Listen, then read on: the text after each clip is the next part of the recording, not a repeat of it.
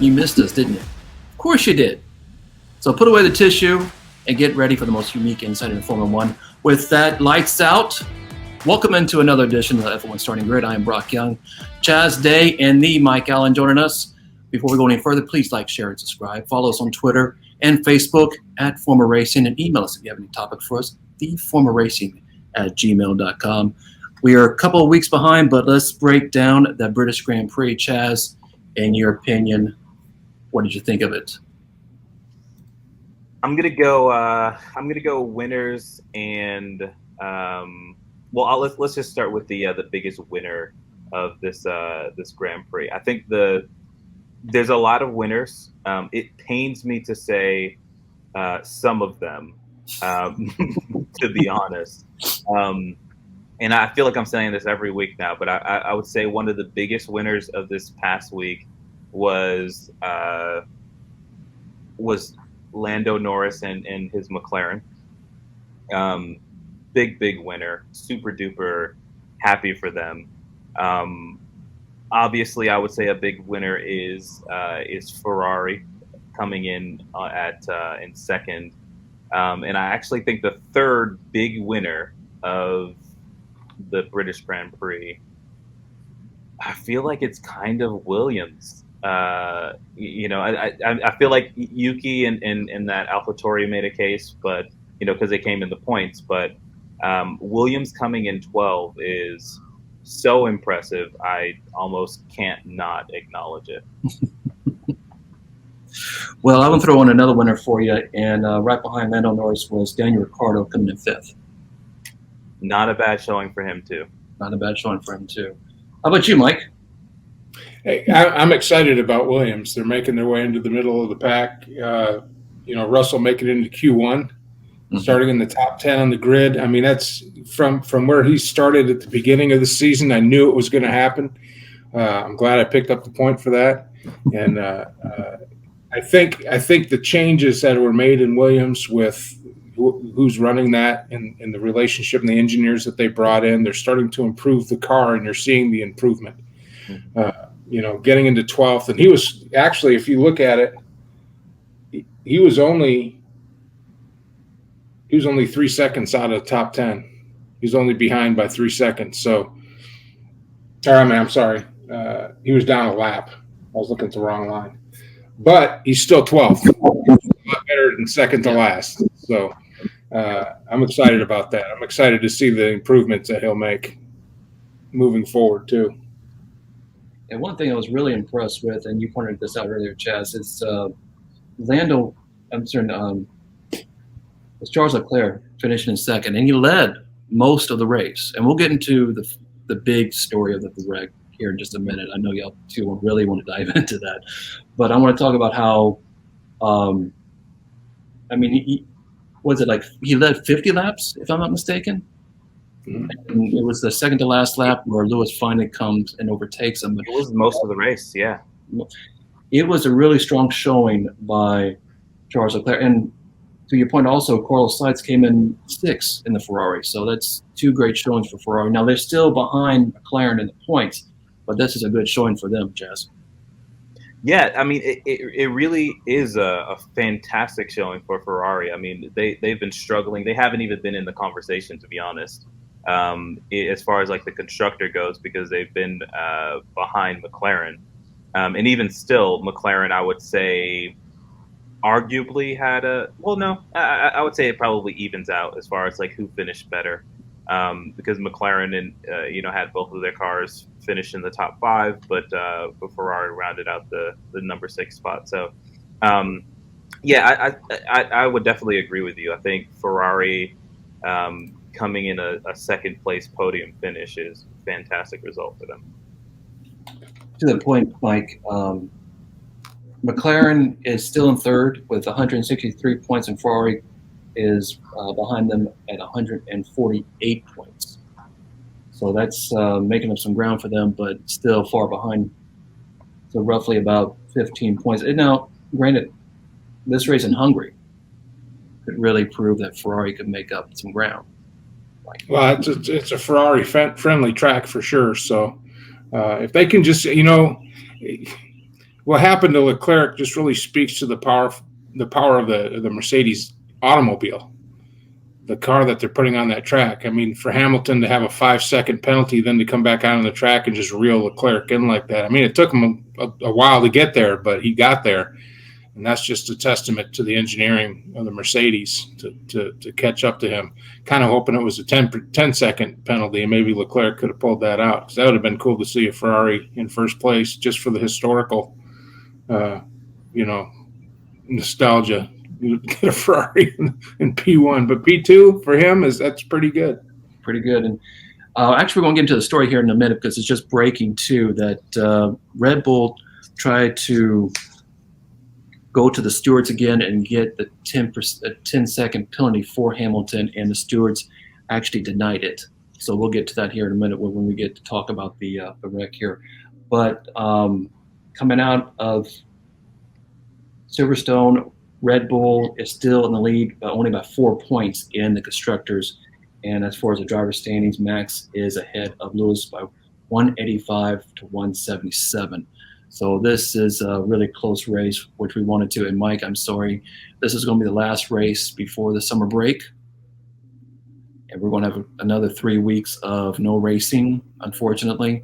However, I just looked at the schedule. When we get back into the fall, there's going to be 3 times that we're going to have 3 races back to back to back. And if the third one, if Brazil stays in, that's United States, Mexico, and Brazil back to back to back. So we're going to have some fun racing over the fall. All in our time zone. All in the time zones. I love that. We could actually, not wake up early and watch it. Mm-hmm. I have to wait for Chaz to watch his TiVo. It takes me a while. That's a blast from the past. But back to the points here, it's a close race between Max and Lewis, as well as Mercedes and Red Bull here. So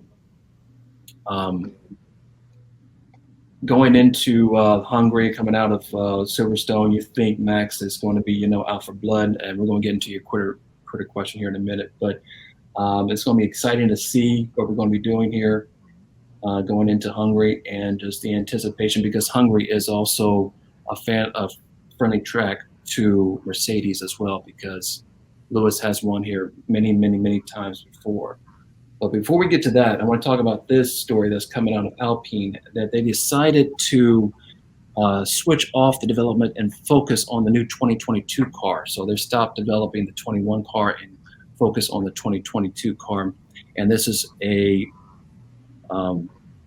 story coming out of Formula1.com. It says it is always a difficult decision for a Formula One team to turn the laps off and develop of their current car and switch to 100% focus of the following year. But Alpine executive director has revealed ahead of the weekend's Hungarian Grand Prix that the French operation has done just that. And also, and this is reported by Formula World here on YouTube, that while it seems like Fernando Alonso, who's actually his birthday today, congratulations, happy birthday, 40 years old, second oldest on the grid, while he's actually seems like he's moving up with Alpine race by race, it seems like Ocon is coming down. And it's also reported by Formula World that their Alpine CEO, Rossi, says that Ocon might not be world championship material, but he is definitely a good second driver. So with all this information, Mike, where do you see Alpine for the rest of the season? Well, if they're going to stop developing their 2021 car, that means just they're going to slowly slip down the pack, I think. They might even join Haas by the end of the season, since Haas gave up before the season even started. So I don't know. I don't know. It's obviously a money issue, but psychologically, as a driver, if I know I'm in an inferior car that's not going to be improved, what am I doing, really? I can't get into their heads, but Alpine put in a couple of good showings there, and now it seems like they're just kind of throwing in the towel, and the season's not even halfway, is it? No. Not even halfway. So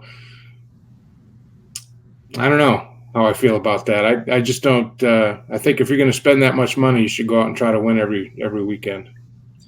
Absolutely. But however, just to play devil's advocate here, Chaz, between fifth and seventh, where Alpine is in seventh place right now, is only 9 points.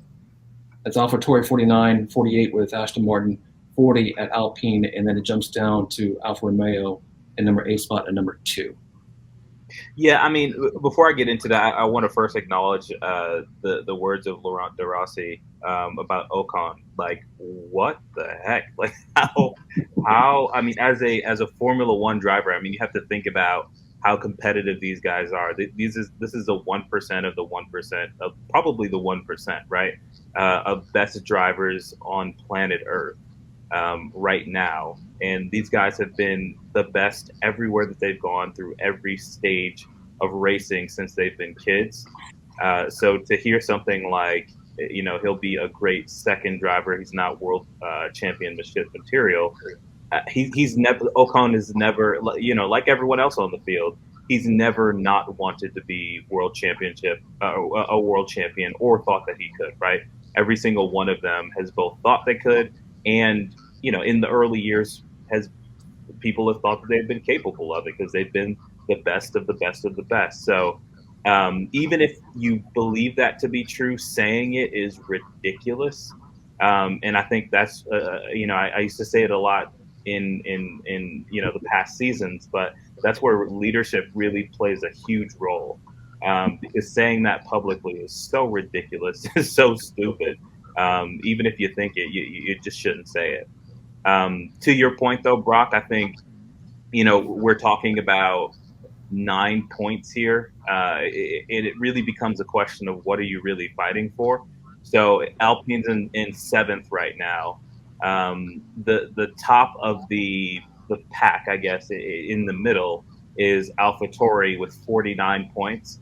So, and then the jump to fourth is 99 points, right, between AlphaTauri and Ferrari in the fourth spot. So what you're actually fighting for is fifth at best. Ferrari's now finishing in the podiums, so you're not going to catch them. So you're competing for fifth. What does fifth mean? Right? In the grand scheme of things, it means nothing. So for this season, the best possible outcome for you isn't an outcome that actually matters.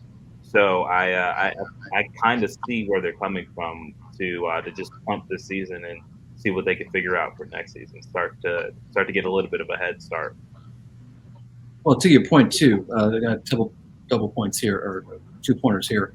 One is at this point last season with Renault, they were actually a good mid-tier team. Mm-hmm. They were like fourth or fifth at this point last season, and they finished about fourth or fifth last season. So coming down like this to seventh is not a good transition for them to Alpine. But however, talk about Ocon, they must saw something in him to give him a 3-year contract. Now, granted, contracts are meant to be broken, but in order to give him a 3-year contract, Chaz, you have to see something in that driver, not just a second-tier team or a second-tier driver.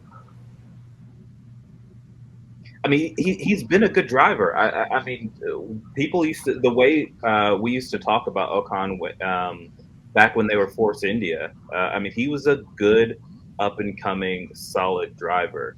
Now, to be completely frank, there are always, by virtue of the fact that there are 2 drivers, there's always going to be a less successful driver on every team, right? And it is helpful when there's a hierarchy to it. I mean, we've seen how, the Verstappens and Ricardos, and we've seen how the Rosbergs and Hamiltons have played out when the first driver isn't necessarily clear. I just think that when you're dealing with these best in the world drivers and their egos, saying it publicly is ridiculous. I mean, you've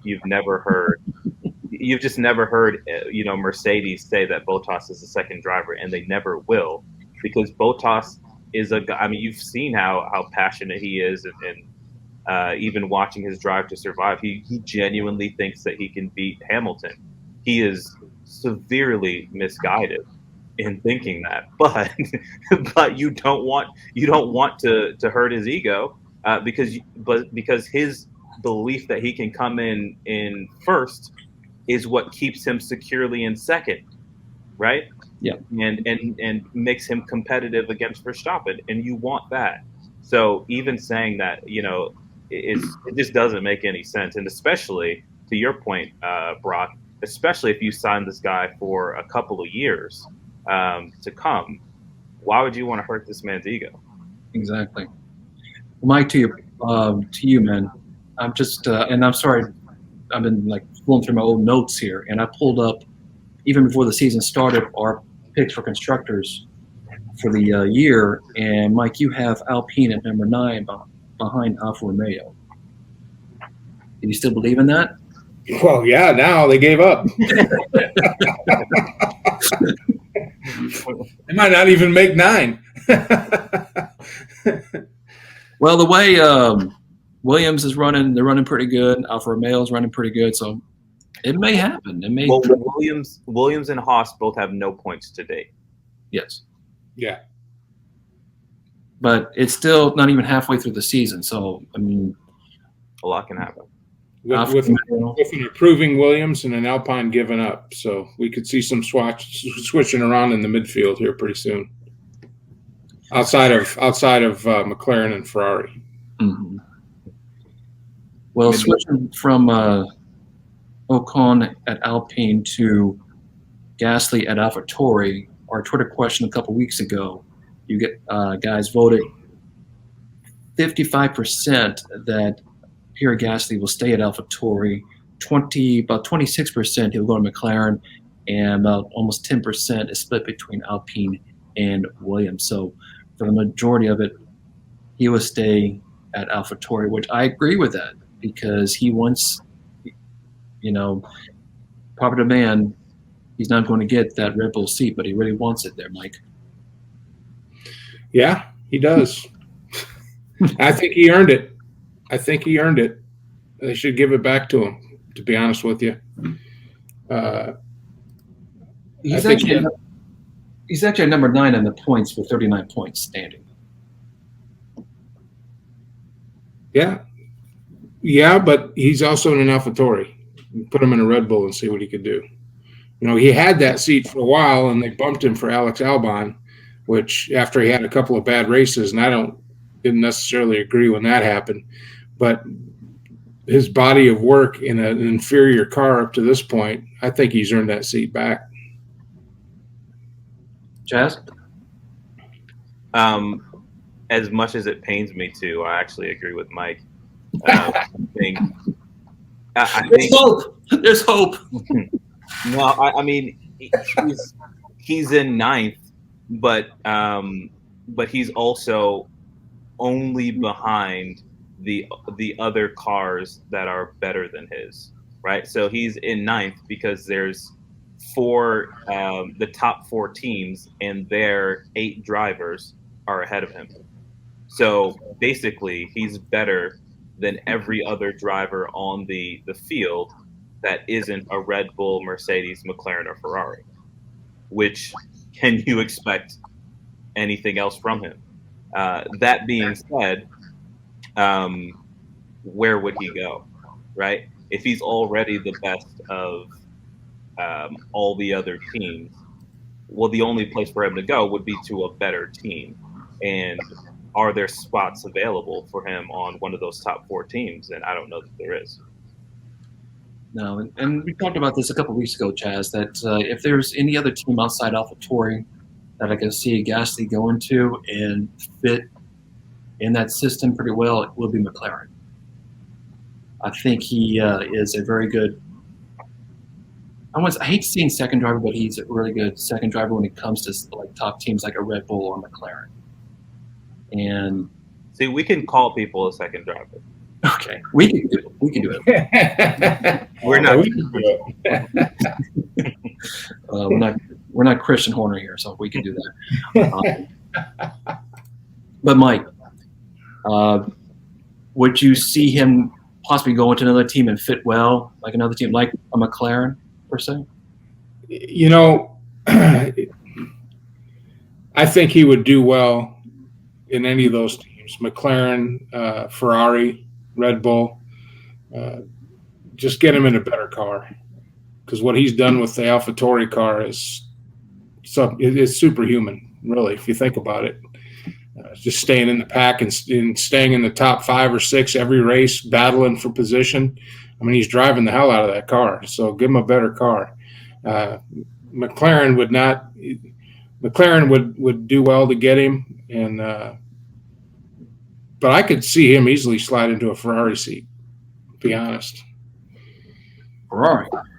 Yeah, I don't think it's going to happen because Ferrari's got 2 very good drivers, but he could slide into either one of those seats and be instantly more successful.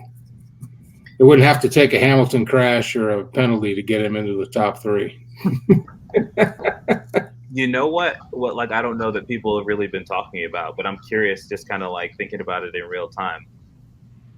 I wonder if Red Bull is toxic at all, like their environment, because the number of drivers that they've gone through in the last 2 years has been pretty insane.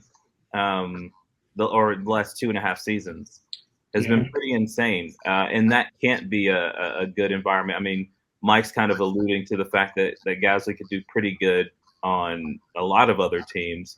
I think he's a good driver. I do think that he's a solid driver, and the fact that you've had these drivers who are good drivers not be able to perform well in the Red Bull ecosystem.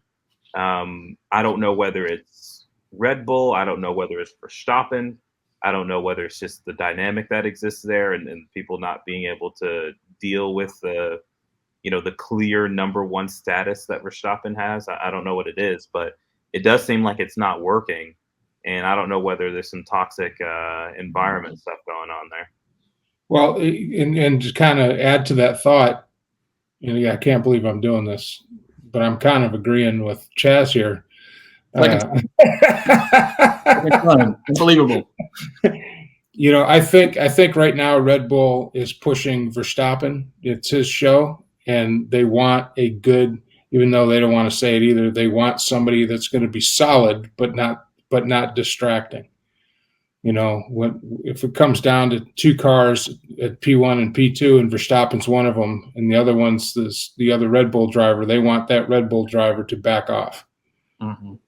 That they don't want him to race Verstappen because they're pushing him for the World Championship and the Constructors Championship, and as rightly they should. I mean, it's not like they're taking a substandard driver and propping him up. Verstappen is really good and probably doesn't need that type of environment, but the fact that they're providing that for him just gives him that much more of an edge.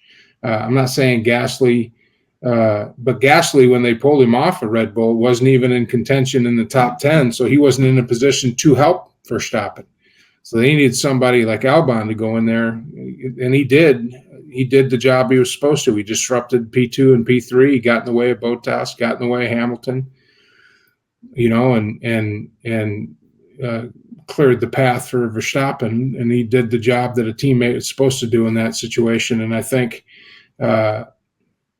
so they're not looking for guys that want to be world champions. They're looking for guys that are good enough to be a team player, but not so good that they're going to disrupt the king. I.e. Bottas? I.e. Bottas. Yeah, Bottas is about done with Mercedes. I think because he's good enough where he could go to another constructor and be their number 1 driver. I think. It doesn't play well in his favor that they switched cars and he still couldn't beat Hamilton. But I'm just saying. Well, Ricardo thought that too. Yeah. But we talked about this a few weeks ago too. And Chaz, to your point, that there's so many drivers in that second seat within so many years at Red Bull. Started with Ricardo, then it came to Gasly, Albon, and now Perez. And we talked about this too. Is that second seat really cursed as far as, not really getting performance out of there, And but Mike, to your point as well, is I think they just wanted that second seat to help Max win that championship. And I think Sergio right now at number 5, only 4 points behind Bottas at number 4 is actually helping Max to an extent. Well, not in the last couple races, but I mean overall this season, he's helping Max. Am I wrong in that explanation there, Mike? No, I think you're right on. I think he's doing the job that they hired him to do, and he's doing it well. How about you, Chaz? We're still talking about that second seat of Red Bull. I think Sergio's helping Max the most of all a bunch. Yeah, I mean, a couple races, but I mean overall this season. Yeah, I mean, I think he's doing. I think he's doing the best that he can, but I think he's supposed to be doing better. So, I mean, if we're talking about, so for example, if Perez was performing better than or as good as Norris is right now, which he should not be getting beat by Norris in the drivers' championship, not in his Red Bull. So if he was performing as well as Norris is, then Red Bull would be further ahead of Mercedes, and they wouldn't be in striking distance for in this upcoming race. So I actually don't think that he's doing as well as he should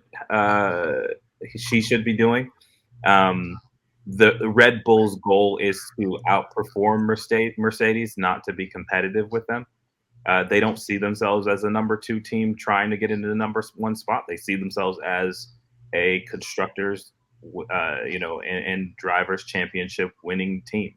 And I don't think that Perez is really, putting the heat to Mercedes that much. I mean, he's putting the heat to Bottas, who's also underperforming. He's in 4th in the drivers' championship right now, also behind Norris. I mean, it's just neither one of those guys are doing well. I don't think either one of them is going to walk away and be like, man, I'm really happy with my season, and I don't think their teams will either.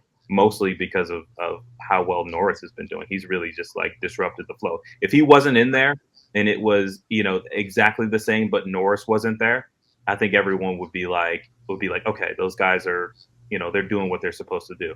But the fact that Norris is throwing everybody off and he's in 3rd in the standings is really showing everybody else, not just that he's outperforming his car, but that they must be underperforming on their cars.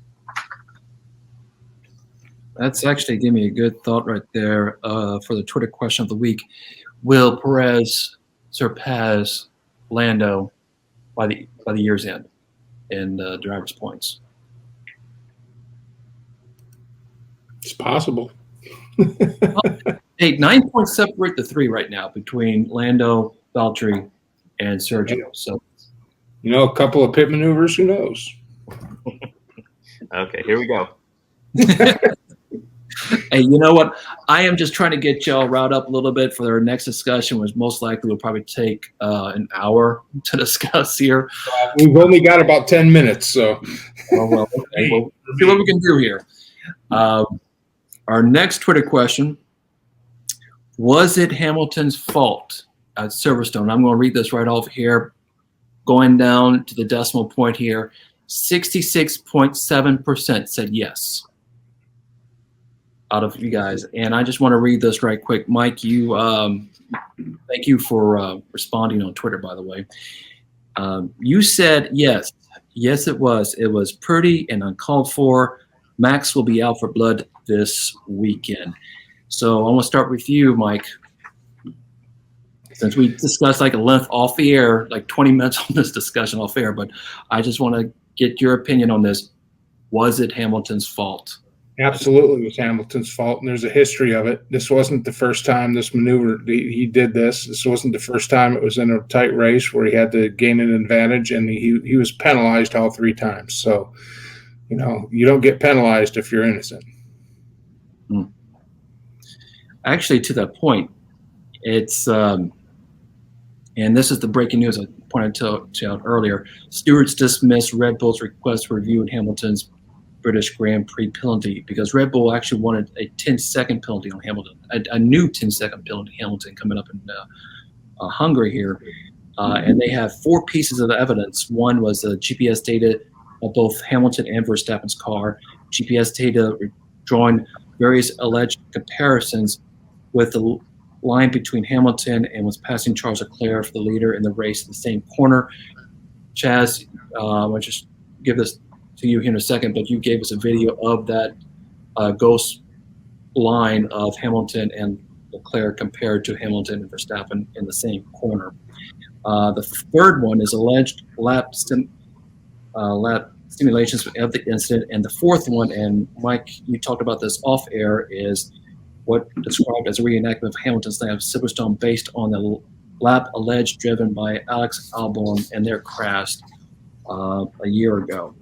So, but stewards, in a sense, have dismissed this Red Bull request. Now, Chaz, to you, was it Hamilton's fault at Silverstone? So I'm gonna quote the late great Harvey Dent in the 2008 classic Dark Knight. You either die a hero or you live long enough to see yourself become the villain. Oh, man. Come on, man. There goes our modernization there, Mike. Thank you. Well, I would like to quote APD officer Marlon Hendrickson circa 2008. Hey, Sarge, can I pit him? Can I pit him? No, it's so crazy because people are immediately asking literally the Twitter question immediately when it happened. Everyone's like, oh my gosh, it's Hamilton's fault, right? Like, it's Hamilton's fault. Like he keeps doing this. They look back at what's happened in past races or past crashes, I'll say, where, to be honest, whenever you get into one of those scenarios, it's just as likely that Hamilton would have spun out as it was that anyone that he got into an altercation with. It's like no one is that good. I mean, he's very, very, very good. He has a pinpoint control of where his car is at all times. But no one's so good that they can crash someone else without crashing themselves with 100% certainty, right? We've known him to be a very concerned, calculated, conservative driver.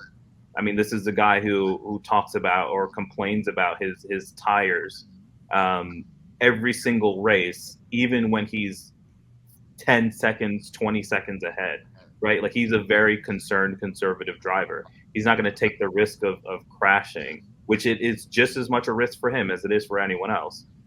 He's not going to take that risk if he knows that his car is at risk too.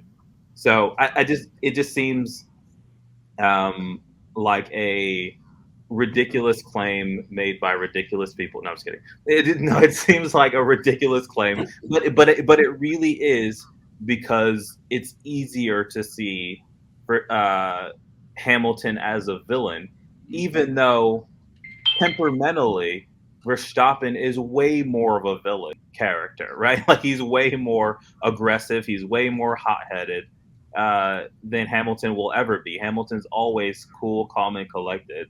And yet we've just seen him be a hero for so long that we kind of want to see him do something bad, so we kind of put that on him. Well, actually, I never do this because we all know each other and we don't really need it, but I just want to show our display names here. And because all you just said about the villain, Chaz, I just want to show you your display name here. All I can say is the first time it's an accident. The second time it's a coincidence. The third time it's intentional. So 2 Albon crashes and a Verstappen crash, all similar situations, all similar maneuvers.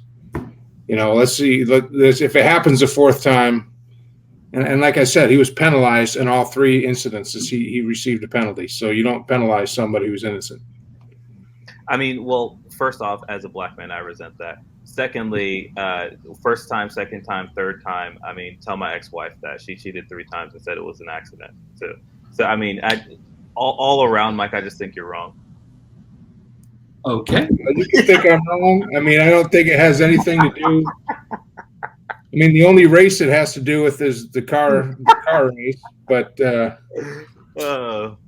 no, we'll see. Verstappen's out for blood. I think this is one of the things now that he's going to be laser focused for the rest of the season. It's kind of like, and I always go back to these examples because it's such a good example. It's kind of like if you want another Super Bowl out of Tom Brady, just tell him he can't do it. Get in his way. Accuse him of something. Give him something to latch onto to motivate him. And I think Verstappen is pissed. And so he's going to come back with a vengeance, and it's going to be a fun rest of the season to watch for sure. But if it happens again under similar circumstances, then we'll have our answer. Well, I will say that I don't even, if it does happen again, then I would say that it's kind of due to happen, because and this might seem like counterproductive, but to my argument, but I actually don't think it is. I don't think that 10 seconds is quite enough. Because to be honest, like if you're out ahead and you're winning the way Mercedes is, and you have the chance to knock off your only closest competitor, what's 10 seconds? Even if he comes in second place, he's still getting ahead by a lot because Verstappen gets 0, right? Yeah. So so it's still worth it, right? So even if you lose the race, you still, I mean, he's not going to get. So if he comes if he comes in second place, for example, he's not going to gain 18 points. He's not going to come 18 points ahead of Verstappen if Verstappen finishes the race, period. If he finishes, he's not going to go 18 points ahead. He can come 18 points ahead if he gets a 10-point penalty, comes in second, but Verstappen doesn't finish, right? And that goes the other way around, right? Like if Verstappen were to do it to Hamilton, the same thing would be the case. And I don't think that's – I don't think for that reason, I don't think that 10 seconds is enough of a penalty to really be a real deterrent, because there's so much at stake here. And so, and to be clear, I don't think Verstappen would have an opportunity to do this because you have to pit maneuver from behind. On that note, how many world champions? How many world championships does Verstappen has? 1 this year. I'll wait. Oh, okay. On that note, let's go ahead and preview the Hungarian Grand Prix. Sorry. Can I give you my picks? Because I have to go. Okay. Go ahead, Mike. Got Verstappen. I think Perez is going to come in second. Gasly third. Wow. Okay. And Lewis Hamilton will have a 20-second penalty for throwing tire rubber at. Is that your extra prediction there? Swap out Gasly with Bottas. Okay. So Verstappen, Perez, Bottas. What's your extra prediction? Was that the Lewis Hamilton 20-second penalty? No, I got to stay with my boy Russell getting into points. Okay. He already achieved the Q1. Now I got to get him into points. Wait, I got those extra points for my Norris prediction too, right? Yes, you did. So what is the standings right now? Mike at 274, Chaz at 258, and I'm once again coming up the rear at 229. Yeah.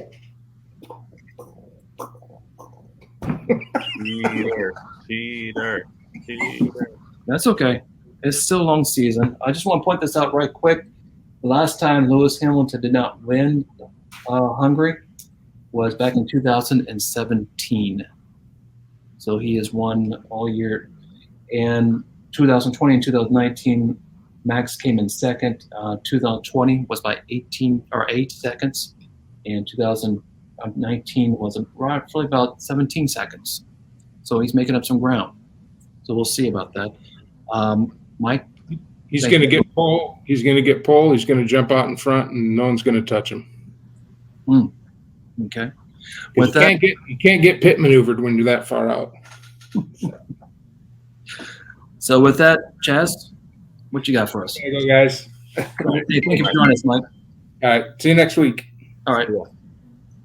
I got Hamilton, Verstappen, Bottas, and my prediction is Leclerc will come in fourth. He has been doing pretty well, so we'll see how it goes. Very sporadic, though. Very sporadic. My picks, boring as always. I have Max coming in first, Lewis, followed by Sergio. Now, I did a little differently here, though, as far as my extra prediction. Since he does well at this track, I say that Vettel will finish in points. Okay. He does really well on this track, so he has finished before 2019. He has finished consecutively in the top 10, so we'll see how that goes. And also, I just want to point this out since we're recording this right now. 2 weeks ago, Mike gave us his picks after we posted this video, so we had to go with his original points. So he got 0 points in Silverstone. So that's why he stayed at 274. But Chaz, you're the only one that actually made up some points over the weekend at Silverstone with 45. That's why I call him a cheater. Call him a cheater. Okay, with that said, we'll see how everything goes in Hungary. And once again, this is going to be the last race going into the summer break. So actually over the August, we're going to try to come up with some new exciting new shows for you guys, so hopefully stay tuned for that. Not only the What If series, but we have some other shows in the works for you as well. But with that, we'll bid you adieu. Follow us on Twitter, Facebook at Former Racing. Email us if you have any topic whatsoever, theformerracing@gmail.com. Please hit that like button, subscribe to stay informed, and give us a comment down below as well. And we'll see you next time right here on the F1 Starting Grid. See you guys.